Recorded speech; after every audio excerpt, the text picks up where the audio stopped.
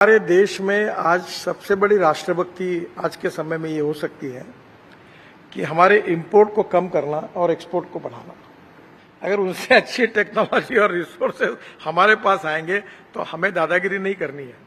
हमारी संस्कृति तो ये कहती है कि विश्व का कल्याण हो। ट्रम्प टैरिफ के बाद भारत की तरफ से कई प्रतिक्रियाएं सामने आई हैं। खासतौर पे अब भारत के नेता इस पर खुलकर बोल रहे हैं।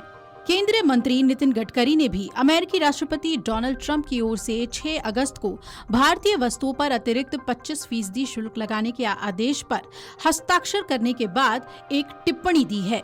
ट्रंप ने इस ऐलान के बाद भारत पर कुल 50% का टैरिफ लगा दिया है। केंद्रीय मंत्री नितिन गडकरी ने इस पर कहा कि वैश्विक मंच पर दादागिरी करने वाले देश अपनी आर्थिक ताकत और तकनीकी बढ़त की वजह से ऐसा कर पा रहे हैं। उनकी ये टिप्पणी ऐसे समय में आई है जब भारत और अमेरिका के बीच टैरिफ को लेकर तनातनी चल रही है।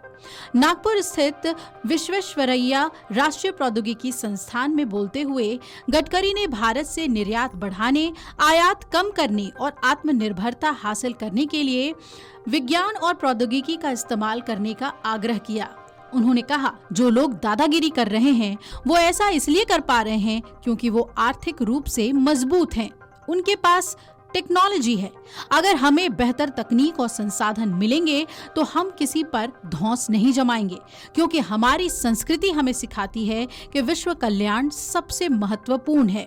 गडकरी ने इस मौके पर यह भी कहा कि आज दुनिया की सभी समस्याओं का समाधान विज्ञान, तकनीक और ज्ञान है। अगर हम इन तीनों का इस्तेमाल करें तो हमें दुनिया के आगे कभी झुकना नहीं पड़ेगा। अनुसंधान केंद्रों, आईआईटी और इंजीनियरिंग कॉलेजेस को देश की जरूरतों को ध्यान में रखकर रिसर्च करना चाहिए। सभी जिलों, राज्यों और क्षेत्रों में अलग अलग चीजें होती हैं। हमें सबको ध्यान में रखकर काम करना होगा। अगर हम लगातार ऐसा करते रहे तो हमारे देश की अर्थव्यवस्था की विकास दर 3 गुना तक बढ़ जाएगी। एक इम्पॉर्टेंट चीज है कि हमारे देश में आज सबसे बड़ी राष्ट्रभक्ति आज के समय में ये हो सकती है कि हमारे इंपोर्ट को कम करना और एक्सपोर्ट को बढ़ाना। अगर विश्वगुरु भी बनना है तो यही जरूरी है। और इसलिए हमारी जो रिसर्च ऑर्गेनाइजेशन है, आईआईटीज है, इंजीनियरिंग कॉलेजेस है, इनमें हमारे नेशन की रिक्वायरमेंट क्या है, इस हिसाब से अगर रिसर्च होगा तो वो ज्यादा उपयोगी होगा। बाकी भी रिसर्च महत्वपूर्ण है। जैसे हर डिस्ट्रिक्ट में, हर रीजन में, हर स्टेट में अलग अलग बातें हैं। अभी तो कचरा जहां बजाता है वहां भी अलग प्रकार का काम हो सकता है।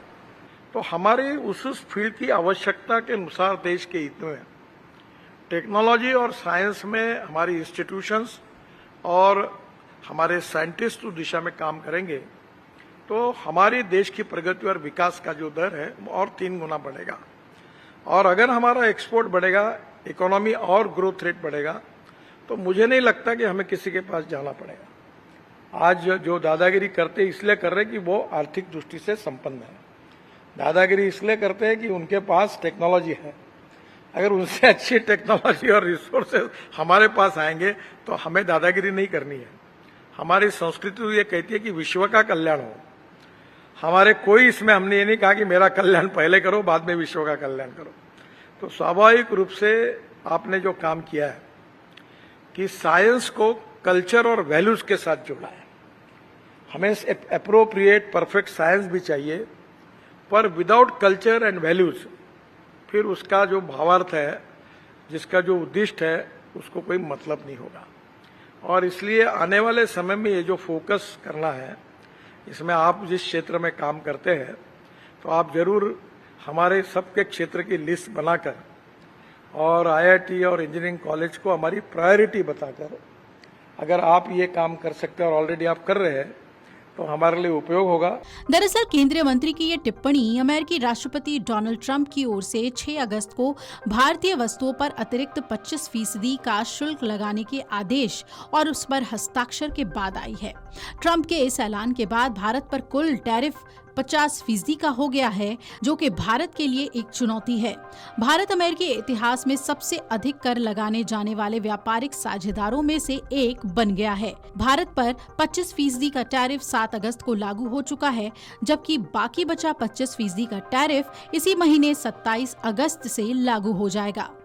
अब इस पर भारत का क्या रुख रहा है वो भी आपको बता दें।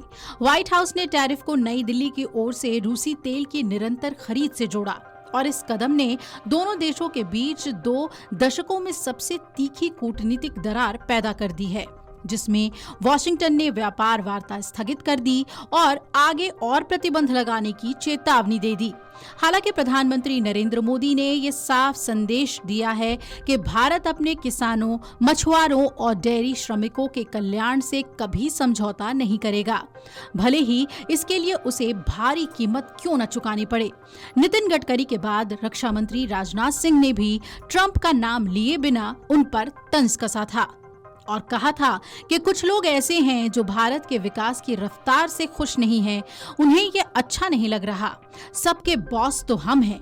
भारत इतनी तेजी से कैसे आगे बढ़ रहा है? कई लोग कोशिश कर रहे हैं कि भारत में भारतीयों के हाथों से बनी चीजें उन देशों में बनी चीजों से ज्यादा महंगी हो जाए, ताकि जब ये चीजें महंगी हो जाएं तो दुनिया इसे खरीदे ही नहीं।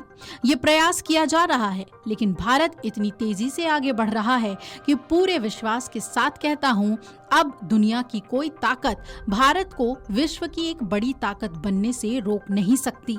नितिन गडकरी ने भी ट्रंप का नाम नहीं लिया, लेकिन उन्होंने दादागिरी शब्द का इस्तेमाल किया, जो कि सीधे सीधे अमेरिका के ऊपर ही इशारा था। Video desk Amar Ujala dot com. अगर आप ये वीडियो YouTube पर देख रहे हैं तो हमारे चैनल को सब्सक्राइब कर बेल आइकन दबाएं और Facebook पर देख रहे हैं तो हमारे पेज को लाइक करें।